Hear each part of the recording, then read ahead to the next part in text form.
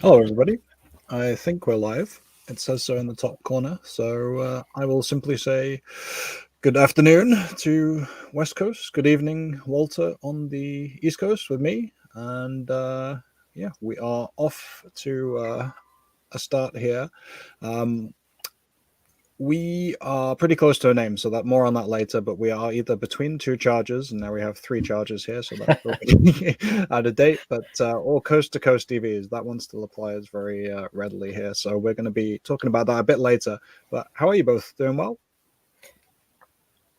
Good stuff. So obviously you folks know Eric, and hopefully you'll know Walter as well. He's been on when we talked about Flying J and Pilot a couple of months ago now, and has kept those updates rolling really well. Thank you, Walter, for those, because I think everybody is intrigued by the stops and really excited to see those, especially the canopies as we head towards winter. But yeah, our starting topic here for today is the truck that's behind me and the kind of platform it rides on, GM's Ultium platform, and a variety of news. We're actually struggling to keep on top of it as we kind of go live here. So, Eric, you took the keenest interest in this, but I think we're having a more of a conversation around it rather than a breaking news item here. Yeah, I mean it's in the news, right? And but there's just a lot of GM EV news anyway. And like you said, even I think this morning is when the Honda partnership moving forward, at least for affordable cars, is now ending, which makes sense. People are thinking GM is going to pursue that update to the BEV2 platform for the Bolt EV independently. And my suspicion is Honda probably wants to partner with someone more closely aligned, like a Hyundai or Kia with their eGMP. Because if you're going to produce like a Civic or an Accord, you really do want that sort of 3C charging, smaller battery. You don't necessarily need the Ultium battery in its current form, which is really more designed for trucks and SUVs and bigger vehicles. So, but then the hits just kept coming for GM, right? With the Cruise Automation getting their automated commercial license pulled in San Francisco, and apparently, and I don't know how this happened, part of it was based on the fact that they withheld information and data. And apparently what it was when there was a pedestrian accident with one of the Cruise Automation cars, the video that they submitted had like 20 seconds of that accident omitted, where the pedestrian was actually being dragged around by the car. So it was pretty bad. And then, of course, the thing that I think, Walter, you and I were kind of discussing is both the Q3 earnings call. Was it overly positive? And I think kind of what kicked off all of this negative news to begin with, and why I think, Steve, you have the Chevy Silverado EV behind you, is the story that GM was pausing Orin. And that's kind of why, Walter, I'll just say from my perspective, I don't know that I would paint the Q3 earnings call as being overly optimistic, because even before that call, when that announcement came out about Orin, it was being misrepresented in the news stories. Like the Chevy Silverado EV is canceled, they're not building it.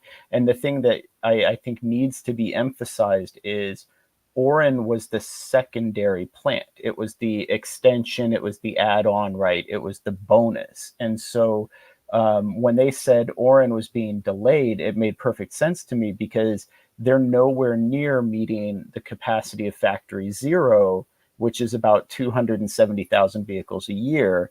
So why would they need an additional 350, 360,000 vehicles a year worth of production capacity? And then the other thing is too, with that earnings call, they had mentioned that Lordstown Ultium would be up to 100% capacity or max capacity by mid 2024, and no longer a bottleneck in production. Ultium cells themselves would no longer be a bottleneck in GM's EV production. And the reason I don't know that I would paint that as optimistic in the earnings call is because that kind of conforms to what had been announced previously, where they said their biggest holdup with Ultium cells was automated equipment coming from a third party to help with the manufacturing process. And once that gets in, then they would be able to move forward. And that's why the Bright Drop CAMI plant or CAMI plant had been halted, was the lack of cells. So all of this to me is making sense. We knew what the delays were, we knew what the timelines were, and there's nothing in that earnings call that would contradict those previous stories. And then I think maybe, and you could speak to this, Walter, is maybe the more optimistic thing is GM says they're still on target for 1 million EVs a year by 2025, 1 million EV per year run rate in North America by 2025, which I think a lot of people doubt, right? Because what, they haven't even built 50,000 Ultium EVs this year that they said they would build. So I believe the overly optimistic tone of the earnings doesn't line up with the underlying narrative as you're describing. The major red flag for me was the cancellation of the Bright Drop going into production, because they could sell those all day long. It's a very simple vehicle to make. There's not much to it, and fleet owners would love to have a 250-mile closed route captive fleet vehicle in order to rely upon. So they could sell those all day long, and they just said, no, we're not going to. And as you alluded to, it's the result of the lack of cells. And the lack of cells, kind of in a broader picture, we're talking about the Tony Sabo Valley of Death curve. The question is, will GM survive? And I think the answer is yes, but right now there's definitely a choke point or a log jam with the production of cells. Being able to turn the ship around in order to actually fulfill the request. There's also an order for 175,000 EVs to Hertz, also unfulfilled. So the orders are there, they just can't produce the cars. And so what we have is a constraining of the order pipeline. The strike is obviously not helping much either. And when you put that all together and you hear a rosy earnings report, it just doesn't jive well. At least to me, it didn't. Yeah. I mean, and that's fair. And I mean, I think how would you say it? Being cautiously optimistic, or sort of, maybe I'm more on the trusting but verifying side. So yeah, because like you said, just some of the notes that, and just some of the notes that I had read from the earnings call, right, is, yeah, they were talking about their cell capacity being maxed out at Ultium Cells Ohio. What was it? Samsung SDI plant is still on schedule for 2026 opening. And then they did mention, though, that the Equinox, Silverado, and Sierra launches were all delayed by what they said was a few months. And that was to improve the production capacity. And then I think, again, what we'd already mentioned is the Bolt EV is now, sounds like it's going to be only the EUV, right? They're using that platform moving forward, and it's going to be an LFP battery. So I think, I mean, I have no reason to doubt their intentions, but like you said, Walter, I think there's a question of, can they execute, right? The orders, and that's, I saw this posted somewhere else where someone was doubting that there was demand for GM's electric vehicles. And I think anybody who calls themselves like a truly an electric vehicle advocate knows that the demand, like you mentioned, is through the roof. There's just, like, the issue isn't the demand for these vehicles. The issue is, can you produce them fast enough for all of these? Even if you discount the private orders, you have hundreds of thousands of orders from fleets, so merchants, FedEx, Hertz, all of these other companies they have the money, they have the capital, and they have these fleet operating expenses where they need to replace their vehicles, and they want to do it quickly. So I think the demand is there. On the fleet point, and that definitely kind of underscores your point about them being able to produce, because there's people posting. I wish I'd grabbed the screenshot now, but there are Chevrolet Silverado EV work trucks out there starting life. So there's those are out there. It's not the cancellation of this or any of the models, in fact. But the wider point there that I was probably going to try and come on to anyway, and you did naturally, which is great, is demand. So there's you're definitely getting, of course, as you would expect, as occasionally F-150 Lightnings sit in inventory, but then that's because there was a inspection that needed to be done, so they wanted to verify them before they go out. And then there's a lot of different stories around about sagging demand, people having trouble getting into EVs or finding the EVs that they can afford. And I think that's where the kind of kernel comes down. It's obviously there are macroeconomic influences on this, and the interest rates aren't helping. There's a bunch of factors playing into it, but aside from the fact that there are delays on some of these models, the new ones are going to sell, and they're going to be marked up insanely. The ones that have only just come out, you always see this in the first 6 to 12 months of an EV being launched. They're going to sell every single one of them. They're all going to be marked up, unless you can find the dealer who's one that you want to go back to again and again, which is as rare as hen's teeth. And this is going to be the way these things are. But the bigger worry is being able to get them out there at scale. And this is always going to be, we see it on everybody. Tesla knows what they're doing as far as the regular manufacturing of their Model Y, Model 3. But even get to a new platform, get to something that seems to be a different ball game, and suddenly it's digging their own grave and go back to the earnings call from hell. So these aren't individual, it's not a wider EV disaster. It's more, people are kind of keeping their money in their pocket. People are holding their bets until, they know where their money's coming from, what they can get at decent rates, that kind of thing. Well, yeah. And, and I think I don't understand why so many people blindly trust Elon until he says something that's the slightest bit negative. And then they're like, oh, he has no idea. He's just being, he's being unnecessarily negative. But I think the Cybertruck, I think he's right to have real concerns about it, because the big thing that we have to realize is Tesla has been pushing out some of the best sales numbers of any EV company, right? Really, globally, the only one that comes close is BYD. And so, what you have to realize is this Cybertruck, very realistically, every one of those Cybertrucks is going to cost Tesla at least 2 to 3 Tesla Model 3s or Tesla Model Ys. So for every one Cybertruck they sell, that's 3 of those Model 3s to Model Ys that they aren't going to be selling. And again, it comes down to even Tesla faces battery constraints. Even Tesla has limited production when it comes to batteries. So when Elon is a little bit negative about that, I think he's fully justified in it, and he's just being honest and realistic about what Tesla is up against. And I think people should listen to that.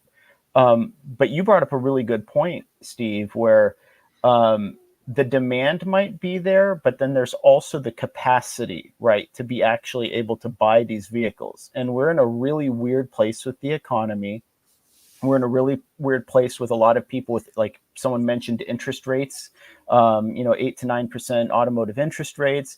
I think one of the biggest issues is going to be the biggest positive factors is going to be next year in the United States, people being able to apply that $7,500 federal EV tax credit up front. Because I think that's what we easily forget about is right now, most of the EV buyers are fairly well-to-do, and they can at least absorb that $7,500 credit. The first EV I bought, I couldn't. I actually only got like $5,500, $6,000 back. And that's a huge chunk when you're spending $40,000, $45,000 for a car. And then now, if you're able to take $7,500 off the upfront cost, that makes these more affordable EVs a lot more accessible to the average buyer in a way that they don't have to worry about waiting a year for a tax credit that they might not even be able to realize fully anyway. I love everybody's comments on the bolts here. It's so funny how the turnaround on that has, a couple of years ago we were talking about, you're not going to be able to give these away. It's the recall is the death knell for this car, and we fast forward to now, and like there's just not anyone in the comments here, because I know you all know where we're at and you've been here for the long haul, but there's folks who are panning it years ago who are now like, this is a key EV, we need these out there in numbers. So it's just if you've got a long enough memory, everything comes back around. Let's see. Alrighty. Walter, any kind of closing thoughts on where EV demand's at and what we might see in the next kind of year? Yeah, production versus demand. I mentioned Tony Saban. I do believe that the valley of death that we're currently in between the early adopters and the mass adoption is occurring. I don't know about anyone else in other areas of the country, but I see large, inordinate percentage of new EV buyers at charging stations. On my trips, I just saw one today. Someone was pulling a leaf into a Delta 350 kilowatt dual CCS dispenser today, and I flagged him down. I said, "This is CCS," and he had no idea what I was talking about. He had literally just drove the car off the lot, and I had to take him around to the other charger and show him. I said, "Well, you know how to open your charge port?" He's like, "No, I got no idea," and he's had to Google it, and he found it on his key, and he popped the charge port open. I'm like, "All right, so this is Chatamo, and here's your cord. You'll use this cord." And so I'm seeing that a lot. There's a lot of new EV buyers coming into the EV community.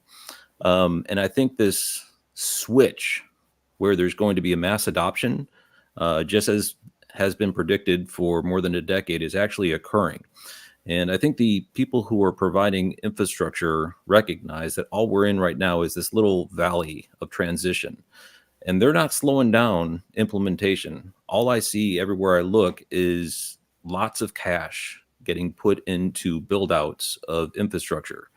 But as far as production goes, as was alluded to, I think it all boils down to how many cells you can produce. And Tesla buys them from other people. They also produce the 4680s, and all these Cybertrucks are coming out of Dallas, which means that production needs to be split between sedans, SUVs, and trucks. But GM is looking at 4 domestic battery plants. So once the 4 domestic battery plants get up, their cell production will be greater than Tesla. And conceivably, the rosy picture that they're painting can actually come to fruition. But that's a big question. If they get their 4 factories up and their 4 factories are producing cells, all those cells are going to go into vehicles, and all those vehicles are going to get sold, and they should be in a pretty good place as this S-curve adoption continues on. So in my personal opinion, there's a lot of work to do, but the current course charted by General Motors does have a success at the end game if they're able to execute. Growing pains would seem to be the summary. And a little bit of an anecdote off of that, Walter. So conservative small town America up here in Northern California, I'm heading out to a bigger town, and as I'm pulling in, there's an ag truck parked on the side of the road, and I see a little nose poking out. I'm like, that nose looks familiar. Oh, it's a Bolt EV. And then all of a sudden, coming the other direction, someone waves at me, and I'm like, that's a Bolt EV. And I was like, getting into town, this is all continuous. I'm like, well, I just need to get around this guy who's pulling this weird looking little traffic trailer. It was a Bolt EV pulling a traffic trailer. So, and then I saw 2 more Bolt EVs at different locations in this town of about 4,000 people before I finally got through the other side. So you're talking about small town America picking up these little cars and doing stuff with them. Yeah, the word's getting out, in my opinion. I think it's obvious. We could argue headlines, but on the ground, I'm seeing a lot of new EV buyers coming into the system. Yeah. Yep, for sure. Alrighty, I'm going to dive back into comments here so we can do a little catch up because we're about 10 minutes behind on some of these. Dennis is from Michigan, Metro Detroit. Small cars for upcoming Tesla expansion in Germany. That's going to be before Tesla Mexico. Is that something that Tesla... for Europe, small cars are going to be key. I think, the Model Y is a relatively big car. Certainly, if I go back home to the UK, not Europe anymore, but close as damn it. That's a large car. We consider it what I would have in the Ioniq 5 and the Model Y, and the Lyric would be a huge car over there. So the Bolt is more kind of common. That's the kind of thing that we're missing out on over here, perhaps. But over there, I wouldn't be surprised to see Tesla kind of launch a smaller car there first. How about you? I mean, I'm thinking just VW, right? ID3, ID4. Why didn't they bring the ID3 here? Because it was too small, in their opinion. And, Tesla isn't, at the end of the day, Tesla is an American car company. I mean, if this was the 1960s, Tesla would be building GTOs and Barracudas, and they're building these big American cars. It makes sense that they adjust a little bit for the European market. Mm-hmm. Although there's constant calls for these hot hatches, and I don't know, being around cities, there's a lot of.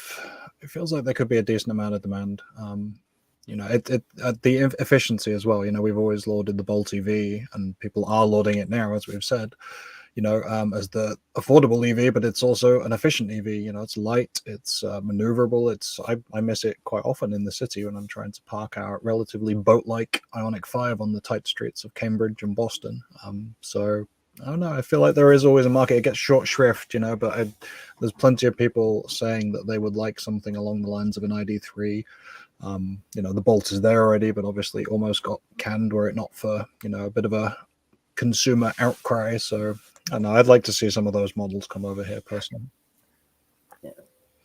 Let's see. Leonard, should other automakers be sourcing more cells outside of their own production? Does GM need that flexibility beyond the Ultium kind of gambit? What do you think?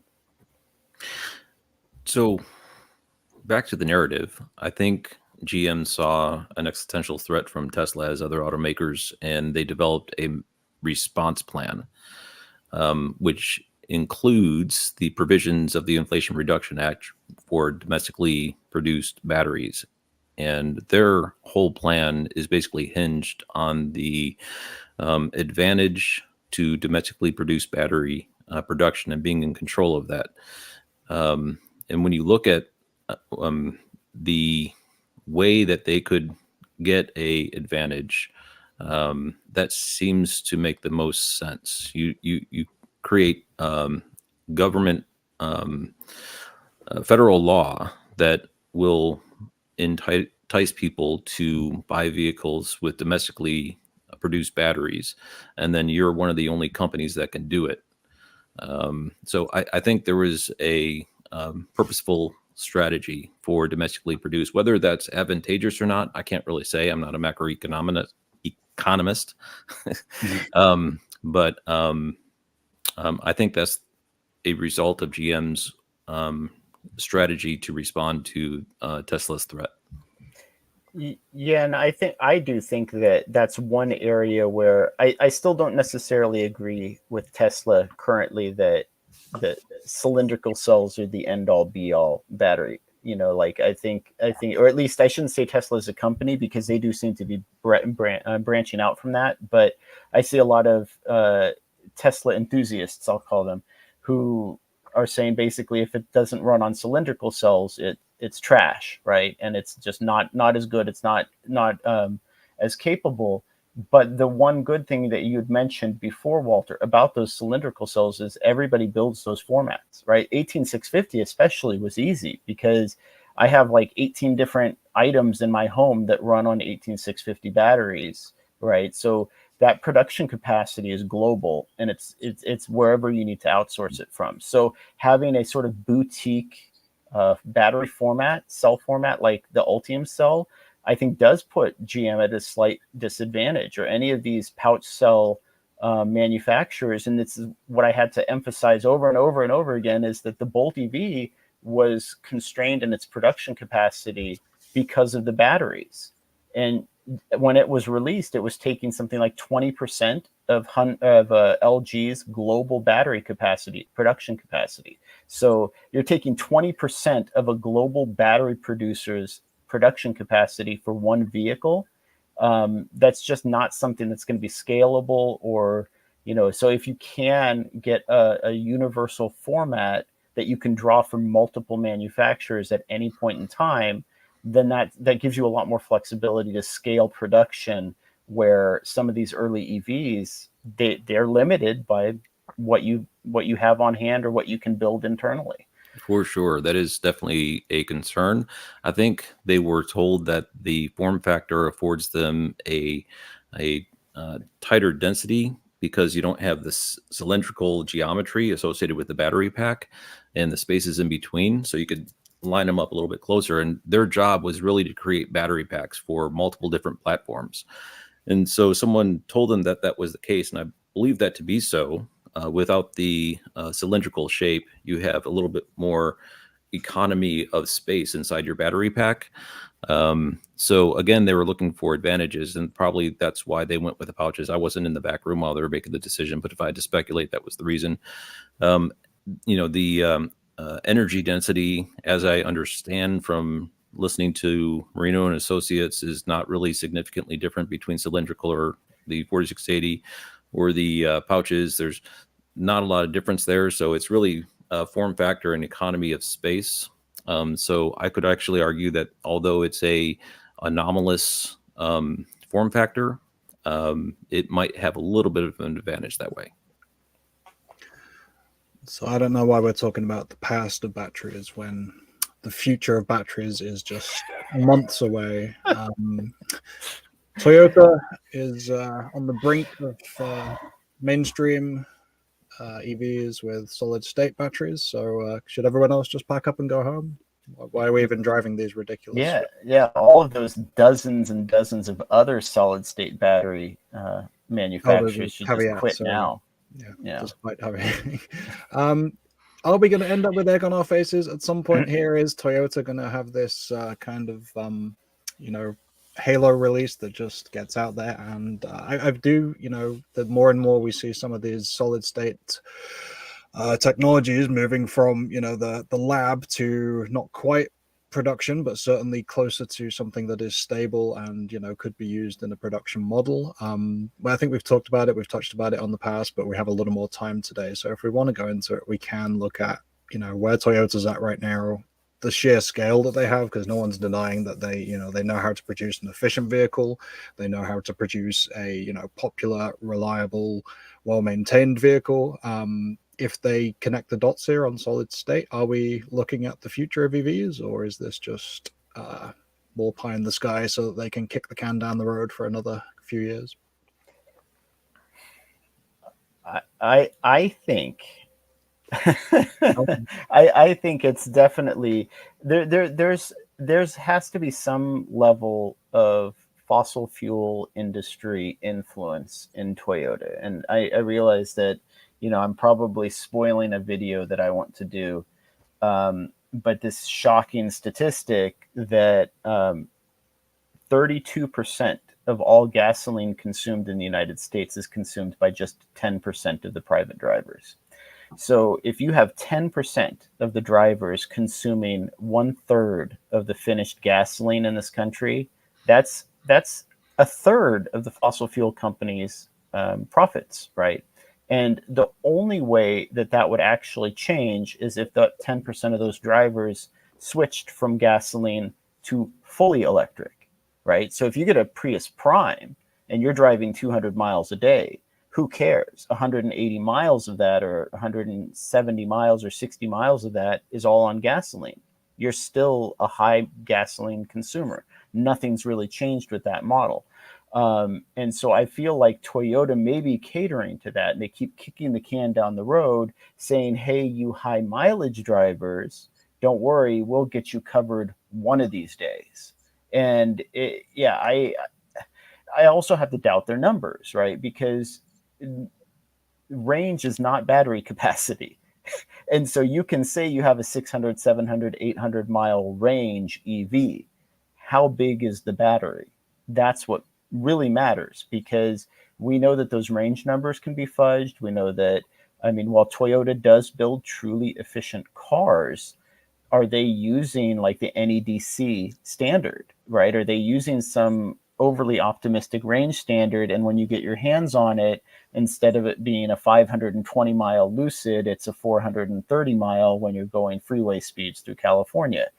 Is it the same story, right? Are you now down to a 300, 400, 500 mile EV when it's under normal use cases? So, yeah, I do definitely feel like there's maybe just some scrambling from Toyota's side to try to stay relevant in a world where, even though they are still kind of top dog, they're at risk of being passed by a dozen different companies at this point. And being literally, irrelevant in the same way that Kodak made themselves irrelevant by ignoring digital camera technology. Toyota could do that to themselves by waiting too long on EVs and battery technology. Walter, are you more gung-ho on Toyota? Can you come to their defense? Yeah, so my personal opinion is the Japanese society is very honor-driven, and the companies that are the foundation of the overall national economy are reluctant for change as a result of their partnerships with suppliers. I'm not sure if that's the case, but that's just my personal speculation. However, I heard today that Colorado hit 17% BEV sales in the third quarter and is 20% plug-in. So 1 in 5 vehicles in the state of Colorado is now a plug-in car. So as a business entity who's responsible to their stockholders, change will occur one way or the other, whether it's well executed change or not well executed change. They're not going to stand by and watch their market evaporate when the economies staring them in the face are stark and unarguable. So yeah, a certain portion is going to still be petroleum based for the foreseeable future, especially in the heavy duty space. When you see large Toyota Sequoias going down the road, those are likely not going to switch over to BEV anytime soon. But mass market sedans, unless they want to lose out and not make an electric Camry or whatever they want to call it, then they're going to have to change. And solid state's not the answer. They're going to have to get their act together, and probably they'll make partnership with Chinese battery manufacturers in order to get something in house and get a platform out onto the market here in the next couple of years, at least as an initial try, because what they currently have out is just not viable. It was competitive in 2012, 2013. So they just released it 10 years too late. So Walter, I kind of had a question about, because you're talking about the Sequoia, and for better or worse, we are seeing some of these larger 3-row SUV EVs coming out, and then you have things like the Escalade EV. What is it? Is it the EV9? 9. Is that what it is? And so there's also the 7, I think, on the Onyx side. Yeah, and so because I know with the Bolt EV, an interesting statistic that had come out is that for GM, it was a 70% conquest vehicle. Something like 70% of the buyers were new to the brand. And so, Toyota has very strong brand loyalty, but at what point is someone going to walk onto a lot, see a Sequoia that gets 18 miles to the gallon, and say, you know what, this 3-row SUV from this other company, it's calling my name, and it doesn't need to have a Toyota badge on it anymore? At what point are they going to just lose their base? Yeah, their loyalty is really based on reliability. And when the word gets out that BEVs are more reliable than the most reliable Toyota by a factor of 7 or whatever you want to throw on it, I don't know the math, whatever. But when the word gets out, I don't know what they have to offer. They have to offer the best gasoline-powered car in a market that is quickly evaporating. Well, the issue is they've a lot of their sales are in that sedan efficient, vehicle bracket. So yes, they sell the Tacoma and they've got some trucks there, but predominantly their market base is already being eaten. As you said, I know for a fact that a lot of people around here that would have bought a Prius or a Prius Prime have moved on to the Model 3 or a Bolt or a Kona electric, something that was not too much more pricey, but has offset that cost for them. So they've already lost that efficient sedan kind of market or small vehicle that's, practical around town. When it comes for that 3-row, as you say, or the minivan and the Siennas aren't selling and that kind of thing, then they really start to lose. And there's nothing there to replace it. I mean, you can point to the RAV4 Prime possibly as a decent bridge vehicle, but they didn't sell those, didn't make them in enough volume to really meet the initial demand. And I it's didn't know only there was a RAV4 Prime. Interesting. What's that? I didn't know there was a RAV4 Prime. Yeah, I mean, you probably didn't know because there's so few of them out there. It was when I saw the specs, it was, well, actually, this was 3 years ago, mind, but they're quick. Obviously it's a popular model, and then once you fuse it to Toyota's kind of efficiency and the MPG, then that's compelling. But compelling a few years ago, and the Prius Prime now is a Volt essentially, right? They just are very, very far behind that curve even on the hybrids, as it turns out, plug-in hybrid. Yeah, I think that the RAV4 Prime came out at exactly the wrong time, because if I'm having my timing correct, that's just as Tesla was ramping up the Y. So you're talking about basically directly competing vehicles. And, I'd be the first to admit that I think the RAV4 looks way better, like just aesthetically, than the Model Y. But I would never buy a RAV4 Prime over a Tesla Model Y. If you're talking about the same price for the same capability for the same vehicle, why? Like, why would you do that to yourself? And it's like, yeah, and Toyota, I think, just completely missed the boat with their car. Okay, well, sorry, Akio Toyota, no one has come to your rescue as the believing your vision will come to pass. I said they look good. Somebody said hydrogen is coming, and then everybody laughed, and it was obviously a sarcastic coming. So we have no help for you here. I apologize. But we're going to be positive. We're going to move on to Walter's coverage of what seems to be every Ultium Flying J site on the East Coast.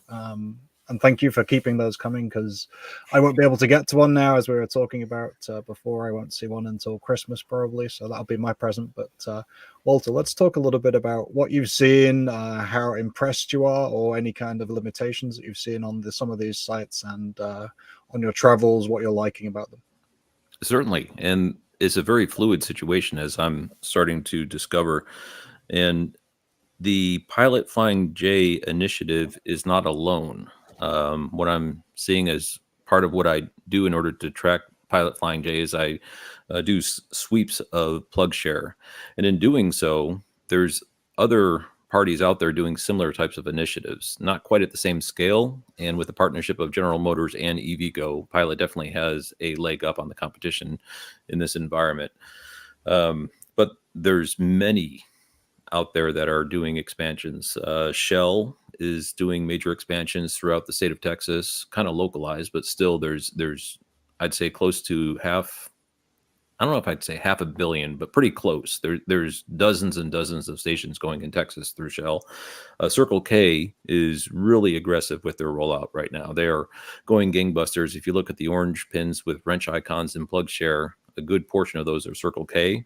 Love's Truck Stop, Travel Centers of America Truck Stop.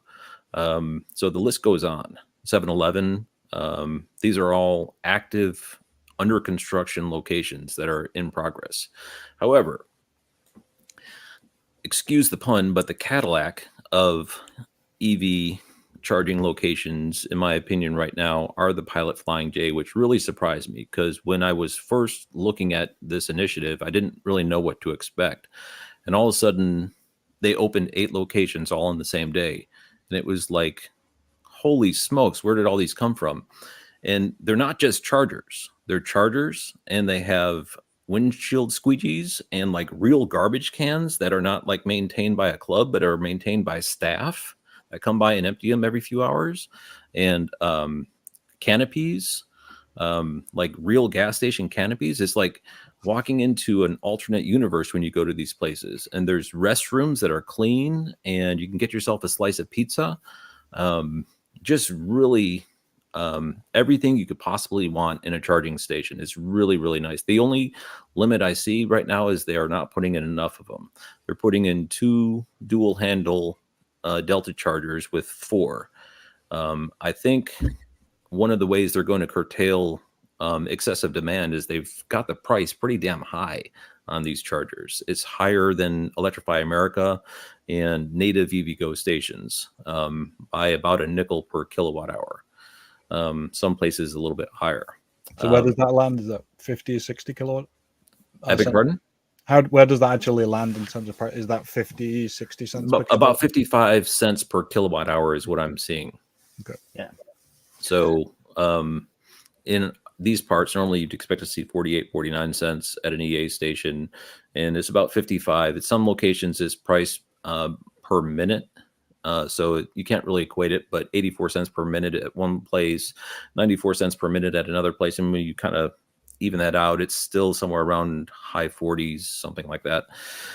So the pricing is higher. Yeah, there's a message there saying 55 cents in Oklahoma. But the amenities are second to none. So in the case of General Motors customers, it's zero.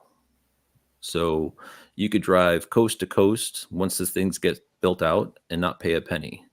So keeping that price high in order to make it kind of like a quasi exclusive General Motors offer, I guess would be a way of describing it, is interesting. And someone just mentioned how they hadn't heard of Pilot Flying J. Neither had I. And the first time I walked into the place, I didn't really know what to expect. I'm like, this is a truck stop. Do I even belong here? And I walked in, people welcomed me. And it was like just a really nice convenience store. And I went into the restrooms. The restrooms were clean. There was an attached fast food place. So I was very pleasantly surprised that Pilot Flying J is kind of like these sleeping brands that people don't really know about. But, you know, I encourage you, go to one, see what it's like. It's really not a exclusive truck stop just for long haul truckers. It's a travel center and they welcome everyone.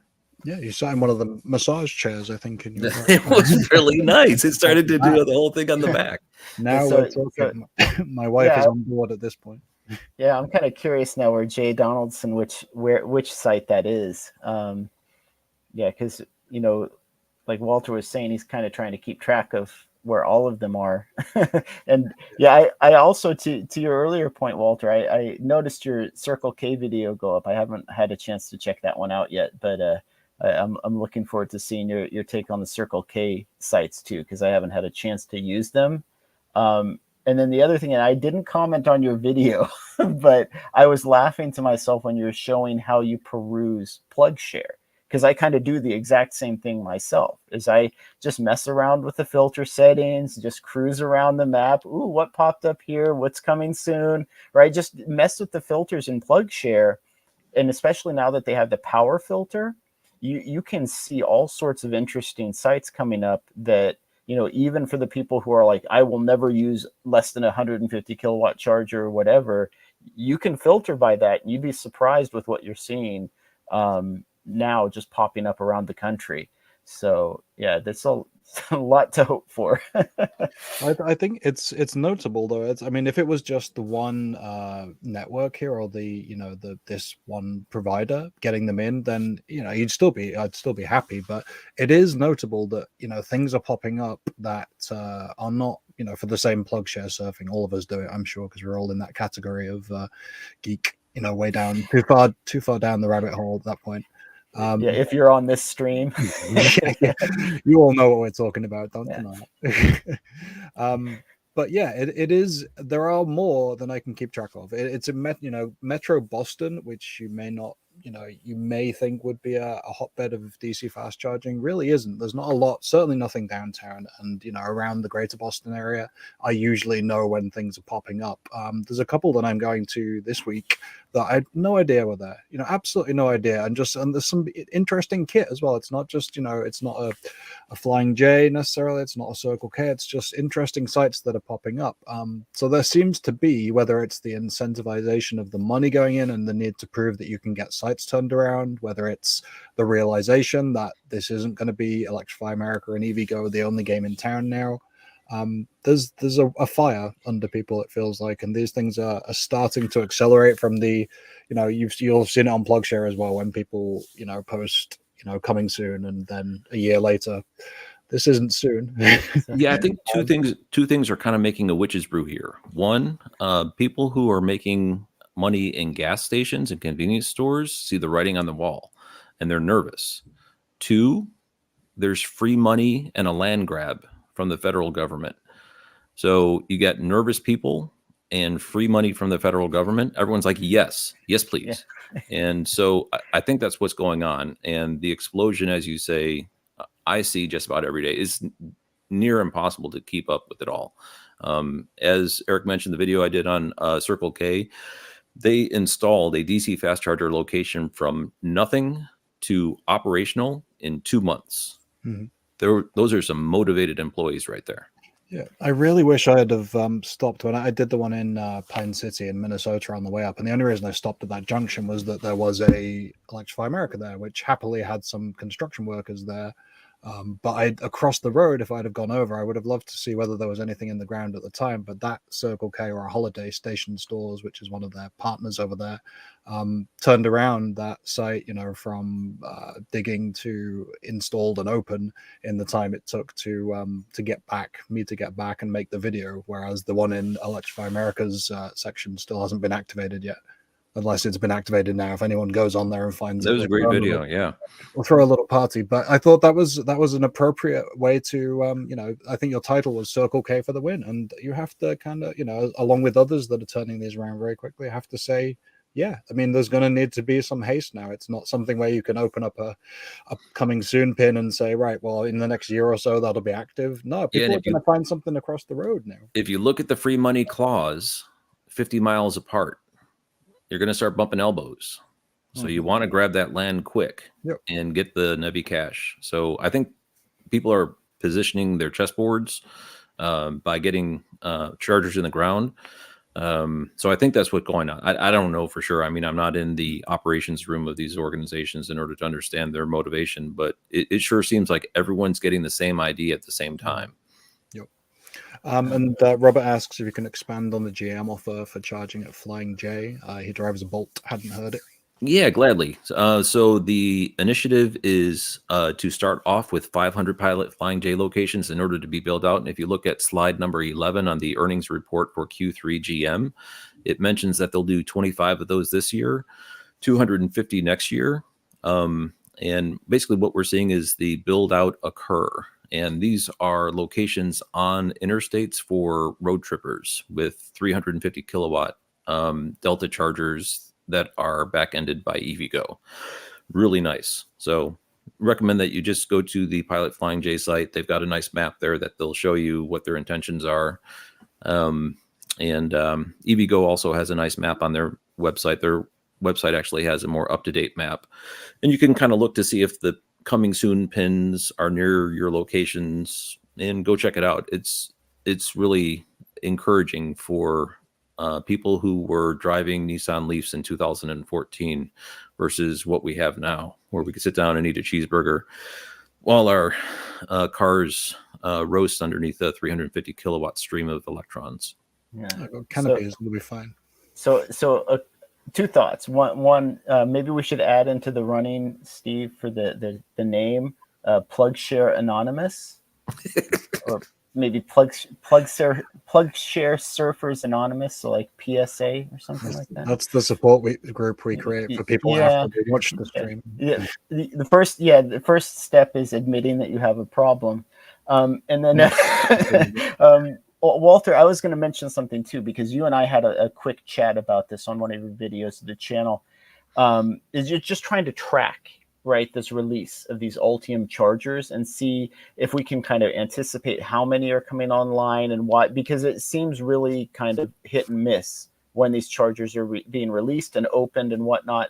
And this is my take on it, and I'm not sure if this is true, but given how different the permitting and the requirements and the inspections are across the country, region to region, and even within states, sections of states versus other sections of states, I could see where all of those sites on that initial release, they might have all been greenlit at the exact same time.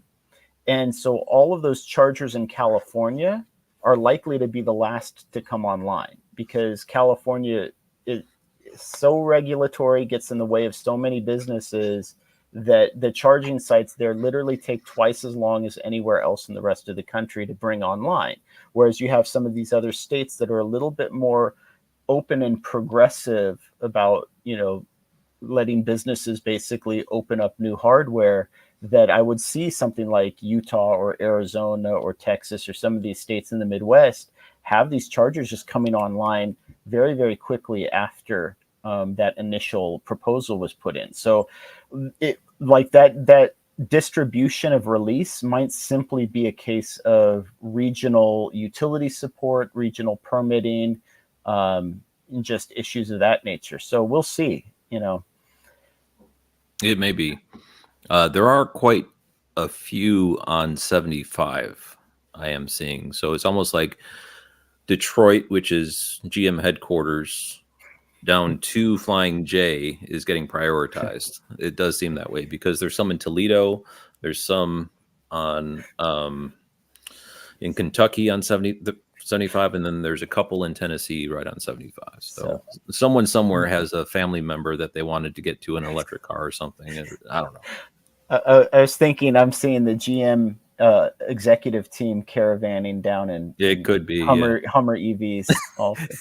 Someone can go ahead and block the chargers so that they can stay. With the gas car. Yeah. Let's see already. I'm just making sure I haven't missed anything. I wanted to add as well, that just in case the question was about how the complementary charging works. Walter has a Cadillac Lyriq, which includes your unlimited charging for, is it 2 years you get or 3? When you purchase it, you have to choose whether or not you want a $1,500 credit with Q Merit or 2 years of free with EVgo. And most people are like, EVgo? Who's EVgo? I haven't heard of EVgo. We already had a charger, so I'm like, let's go with the EVgo, because I knew there was a couple stations around us, and I didn't think the Pilot Flying J was going to happen at that time. But now that it is, I'm glad, because I'll be going on a road trip this weekend, FOC, courtesy of General Motors, and I'll be stopping at 3 EVgo stations. Yep.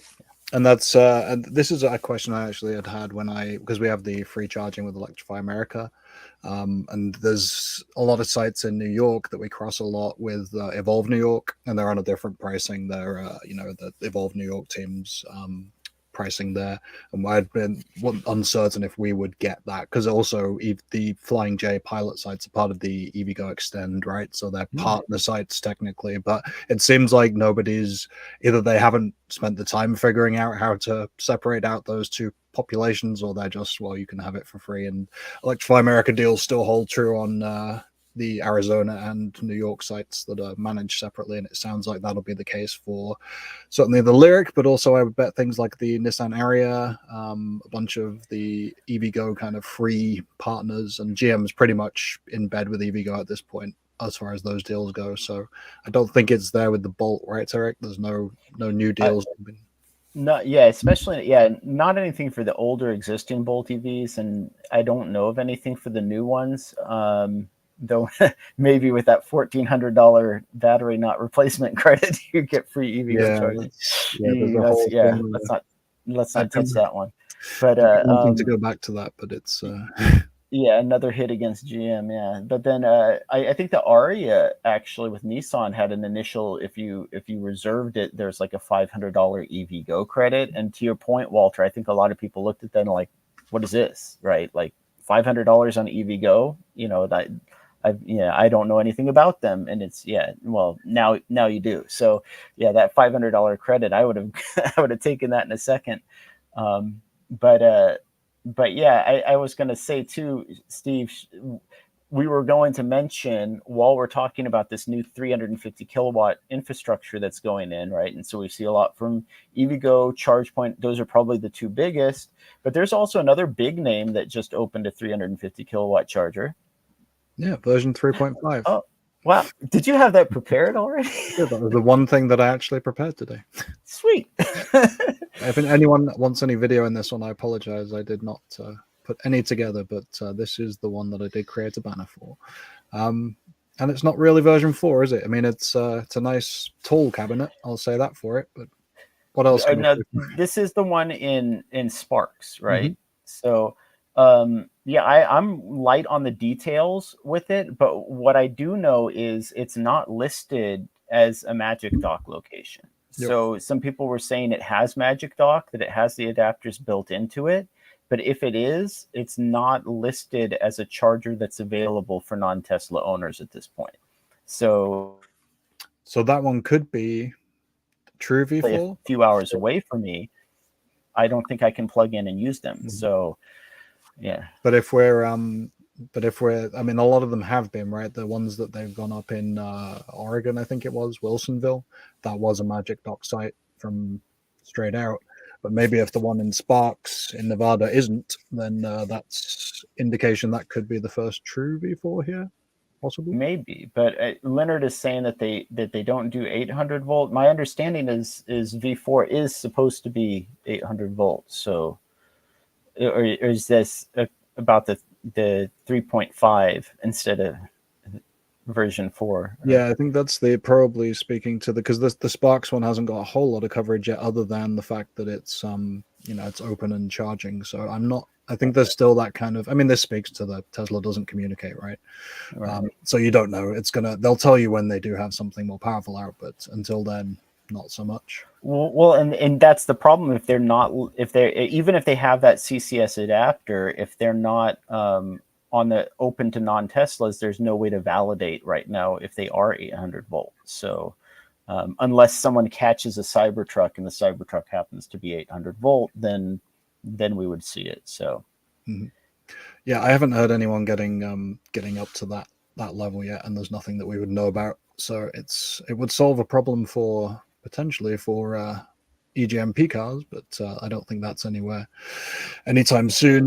But actually, the one thing that struck me about that, purely just user-wise, is that they don't seem to have that much longer cables. The biggest thing that people were saying was that V4 will solve all this in terms of where people park, but it didn't seem like they were much longer. Certainly higher gives you a little more reach across, and maybe a little more wiggle room, but these weren't like it's not a cable management system or a retractable pulley system. It's just, I think it's 2 or 3 feet more or something like that. Yeah, it's not excessive. It seems like it's just long enough to accommodate the Cybertruck. So F-150 Lightning will be possibly helped, but yeah, I mean, every foot helps, right? But at a certain point, you're right. I think there's still going to be some vehicles that are not 3 feet longer. Yeah, it's still going to be some vehicles that are going to be struggling to use these chargers without stretching the cables. Yeah, it's interesting actually. There's a few different systems. One of the sites, as I say, I'm going to check out is more using the height of the charger to manage that cable length and usability than the Kempower ones, which had more. Both of these have a really thin footprint. I'm going to compare the two, but it's interesting where the height and being able to maneuver the cable to different places because of the height and keeping it off the ground is more effective than the kind of spring-loaded Kempower ones. Those seem to be although they are a small footprint, they're quite wide. And they're designed so that you can get around a big stall. Some of these others that are going for height may be more of a solution when you're not looking for big stall space and trucks. But again, the height of it seems to be what they're going for the Cybertruck, right? It's, like you say, going to be designed around that. And if that's that's the vehicle that it's being designed for, then you have to assume it's going to work, for most other vehicles, because that's going to be twice the size of a lot of EVs. Yeah.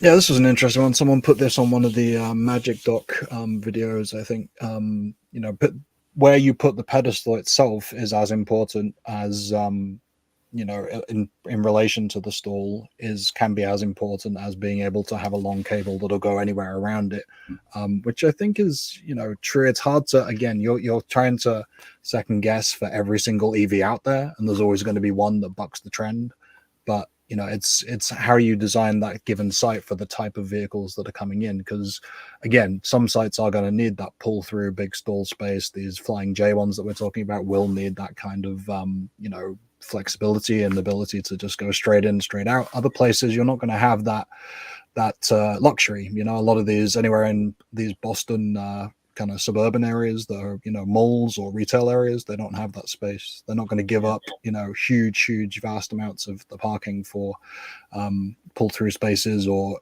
so you'll need a solution in that case that is more, you can use the height, because that's not going to be so much of a worry. But if it's width that you're going for, that doesn't work in some of the spaces, certainly around here. Well, and I mean, I would think that some of those locations would prefer to have lower power charging anyway, right? If you're a retail mall, if I'm operating a retail mall, I don't know that I would want to put anything faster than 125 kilowatt. Mm-hmm. But even some of the gas stations, I mean, there's a couple around, my way that are very small footprint areas. Yeah. I mean, they have a canopy, so I suppose you can say, well, if they've got space for that, they've got space for a big stall. But they're not always going to be that kind of massive footprint site. Right. Yeah, I mean, they have the space for their gas pumps, right? Just maybe EV chargers. But to me, too, it also speaks to why charging providers are so reluctant to emphasize pull-through parking, because just hazarding a guess, you could easily get away with the 50% shorter cable and still accommodate more vehicles if it's a pull-through configuration. So, and that's one of the costliest aspects of, a charger, especially over time with upkeep, is the length of that cable. You have a 8-10 foot cable, that's a hefty expense to replace. So just catching up on a few last questions here before we move into the home stretch. Daryl asks, do you think solar panel canopies with battery storage will help bring prices down? My own feeling is the expense of that up front is quite difficult to mitigate. But as we get more and more people here, I mean, we're talking about the start of this phase where, as Walter said, people need to get these things in the ground, because you don't just plan the infrastructure today and it's out there tomorrow. This, even on the best case scenarios, you're talking about 6 to 9 months to get something planned, scheduled, the program put in, and then the construction piece can certainly be a 2 or 3 month period, but it's a lot of work has gone in even before that to do permitting and planning. So yeah, I mean, it's hard to get this kind of stuff padded out. But I don't know, what do you guys think? Well, I think even independently of the power that you sell, a solar canopy right now has an ROI of about 5 years, right? Mm-hmm. So even with the industrial costs for installing it. So if you look at it just from that perspective, the canopy itself should pay for itself in a few years.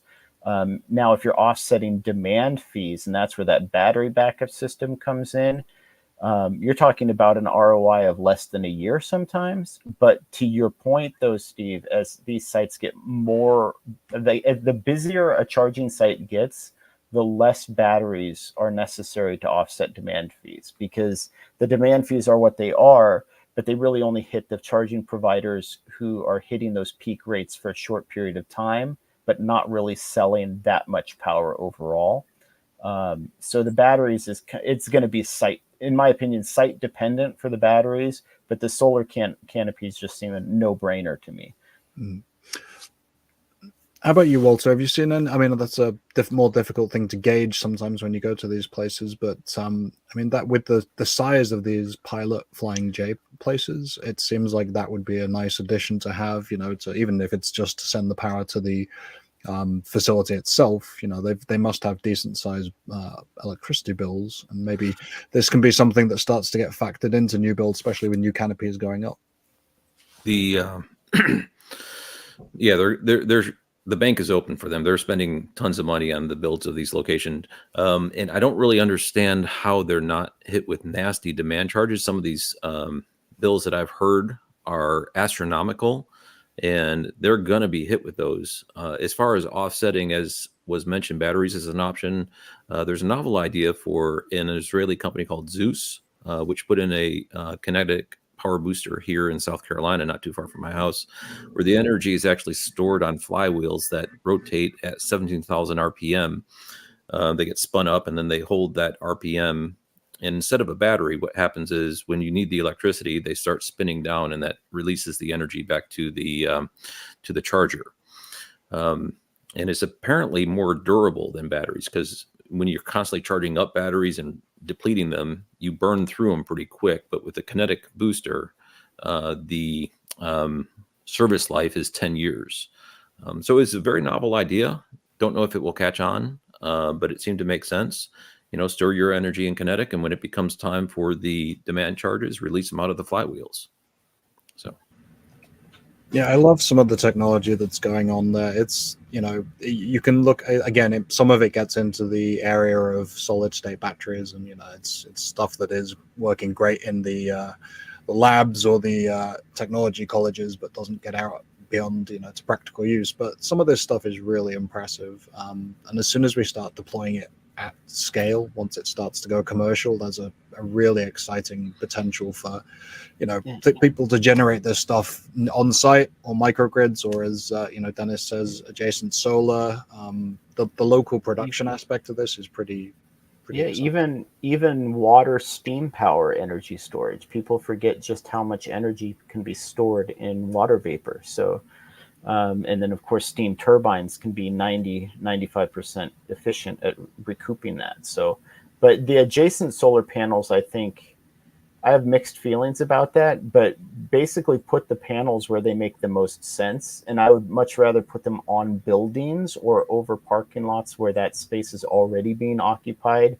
I'm a little bit more sensitive environmentally to taking up too much space for human needs. We already have so many roads, so many buildings, so many parking lots. Cover those. And just to be clear, I'm not talking about solar roadways. Cover them. Don't make the road out of solar panels. That's not a good idea. So I have to move for Michigan again, so for Dennis, but there is a road, at least a test road somewhere near Detroit, I think, that's a mile long, that's going to charge your EV. So that's going to be, once that goes live, you've basically got an extra mile on your range. Woohoo! All right, we are kind of over the hour. We always go to about 70 minutes, so I won't go too much further. Don't know if I missed anything in the comments. If I did, I apologize. We'll try and catch it again. Before we go too far, though, I do want to make sure we get some votes on the name. We did end up with 2 finalists for this, as I mentioned at the outset here, between 2 chargers, which I don't think has to apply to just the people on the screen. It can be, a variety of situations. So we're still sticking with that as a candidate. And Coast to Coast EVs, which pretty much opens us up unless anyone lives in Hawaii in terms of guests, or maybe some of the other territories, Puerto Rico. But we are on those 2 names. So do leave those suggestions. Which of those 2 is your favorite? I'm going to credit the person who put Coast to Coast EVs in the mix. If we get that, I'll credit them anyway, but I've lost track of when that was suggested. We had a kind of flurry of suggestions at the end of an episode 2 or 3 instances ago, so I'll find who did that. Maybe we'll send them a prize of some sort, but leave you in the comments or the live chat here. We'll tally them both up, which you would go with. Any preferences, or do we not want to bias the crew? Well, I was just going to say, when I said the between 2 chargers, I wasn't thinking of people charging. Yep. I was thinking like EVSE. Between 2 ferns or whatever we're sitting between 2 chargers. I got the overlap there, but so we're talking about 2 EVSE, right? So. But when you said that, all of a sudden I thought, oh yeah, it's people who charge. Yep. Like, it's between 2 EV owners. So, but it works so many ways. I love it, but.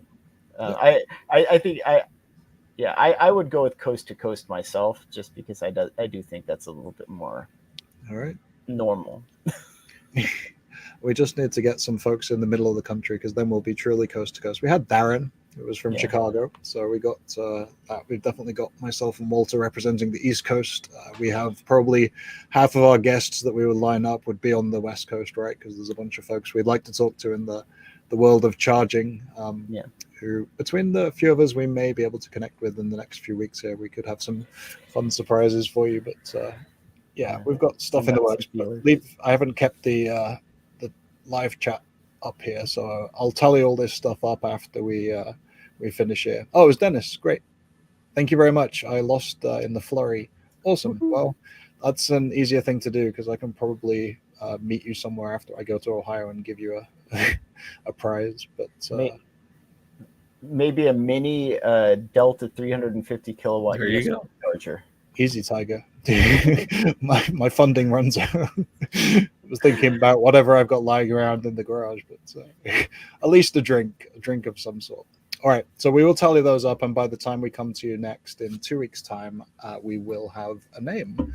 And yeah, my intention is to get this out, start to get an audio version once we have a name for it, get some branding together, put this out through the likes of Spotify and some of the other platforms that people can listen to in the vehicle, that kind of thing. I know YouTube is its own beast, and the visuals are nice, but occasionally I know I like to listen to a lot of podcasts, especially the EV world, on my devices on the move. So that will be happening. Going to wrap it up. Any final parting thoughts, things we should watch for on your channels in the next few weeks, folks?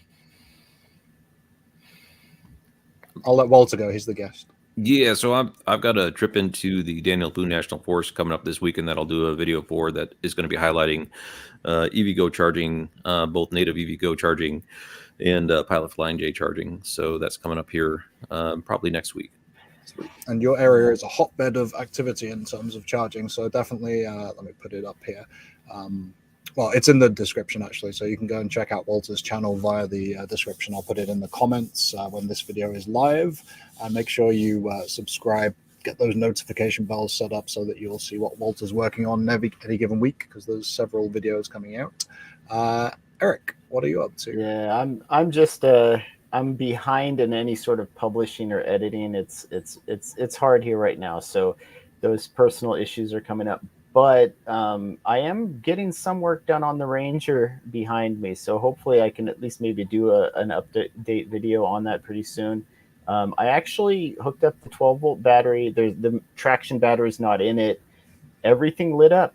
It all works, everything. So even the stuff that I kind of plugged in blindly, not knowing if everything, all the connections were in place, it all lit up. The 12-volt system completely 100% good. So yeah, it's just a matter of getting the charger and the battery pack into the Ranger, and then hopefully I can drive that to a Pilot EVgo station where I can't charge because it's no, we want to see a road trip, one of the usual routes, the 500, 600 miles from SoCal to North California. We want to see that. So head down to Baja. Lots of L2 charging.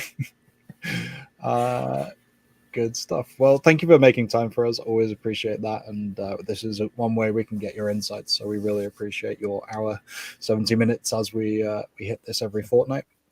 Yeah, myself, you'll see the video came out today on the next piece of the XC40 recharge, and comparing that to our Ioniq 5 and charging.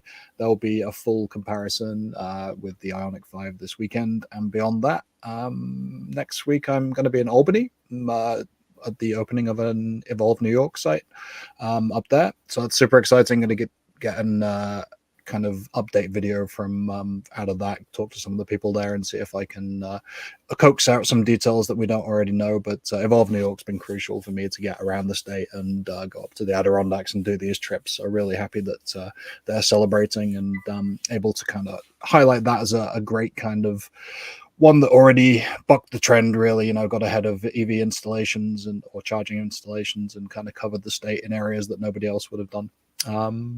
So yeah, please check out all our channels. Go to Walter's first and check out some of his and some of those latest videos. Give them a thumbs up. Watch Eric's road trips from the past. Get up to date with where he's at with the Ranger. And then if you've got any breath or time left, you can come back to mine and watch some stuff on the XC40 recharge. Yeah, and apparently it looks like we're getting a San Diego area get-together all lined up. So. Oh, really? All right. I'm so far behind stuff in there. Head down to Escondido. Yeah. Some good comments in there, so I'll make sure I run through after this. I always have to catch up after because I've missed inevitably several things. Thank you, everybody. Appreciate your time again, and we'll see you in another fortnight. Cheers. Thank you.